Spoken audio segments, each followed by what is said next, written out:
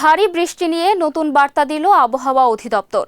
সোমবার দুপুর 1টা থেকে পরবর্তী 24 ঘন্টায় ঢাকাসহ 6 জেলায় ভারী থেকে অতি ভারী বর্ষণের পূর্বাভাস দিয়েছে সংস্থাটি। ঢাকার পাশাপাশি রাজশাহী, রংপুর, ময়মনসিংহ, চট্টগ্রাম ও সিলেট বিভাগেও ভারী বৃষ্টির সম্ভাবনা রয়েছে। টানা বর্ষণে রাজধানীর বিভিন্ন এলাকায় সৃষ্টি হতে পারে জলাবদ্ধতা। মৌসুমী বায়ু সক্রিয় থাকায় এই সতর্কবার্তা জারি করা হয়েছে।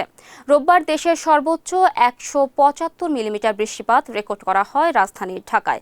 আর সোমবার সকাল 6টা থেকে 9টা পর্যন্ত সর্বোচ্চ 107 মিলিমিটার বৃষ্টি হয়েছে কুমিল্লায়। একই সময়ে ঢাকায় 13, বগুড়ায় 35, সিলেটে 32, ময়মনসিংহে 23, নওগাঁয় 18 এবং রংপুরে 10 মিলিমিটার বৃষ্টিপাত রেকর্ড করেছে আবহাওয়া অধিদপ্তর।